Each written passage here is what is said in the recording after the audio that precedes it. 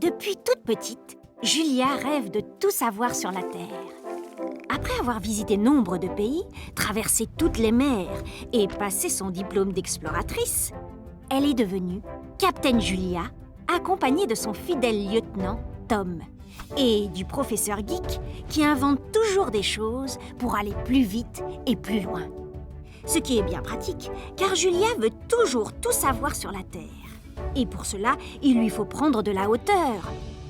Poussée par les vents, Captain Julia s'envole vers le plus haut sommet au monde, le mont Everest. Très vite, elle découvre une vue magnifique.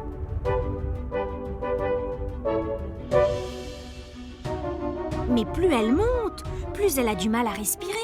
Normal, explique le professeur Geek.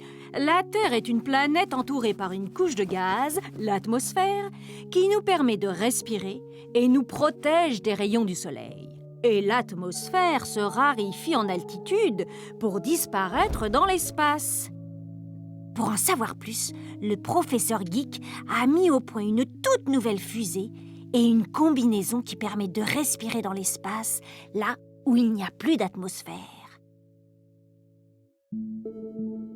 Protégés par leur combinaison, Julia et Tom découvrent pour la première fois la Terre vue de l'espace.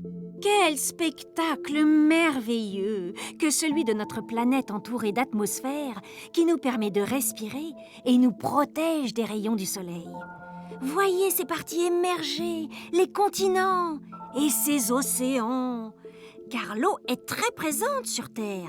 C'est d'ailleurs pour ça qu'on la surnomme la planète bleue. Julia et Tom peuvent voir de plus près la Lune, ce satellite qui tourne autour de la Terre. Mais poussée par sa passion d'exploratrice, Julia veut toujours en savoir plus. Heureusement, la fusée du professeur Geek est très rapide. Et Captain Julia admire alors la Terre, qui n'est qu'une des planètes qui tournent autour du Soleil. Elle fait partie du système solaire. Grâce à un ordinateur super puissant qui permet de voir une image des planètes alignées, Julia découvre que notre belle planète Terre est la 3e en partant du Soleil, après Mercure et Vénus. Mais plus intéressant encore, dans l'état actuel des connaissances du professeur Geek, c'est la seule planète du système solaire à posséder de l'eau à l'état liquide et une atmosphère. Et leur présence s'explique par la position de notre planète, qui n'est ni trop proche, ni trop éloignée du Soleil. Des températures ni trop élevées, ni trop basses ont favorisé l'apparition et le développement de la vie, phénomène exceptionnel dans le système solaire. Merci et à bientôt, Captain Julia, pour de nouvelles aventures dans l'espace.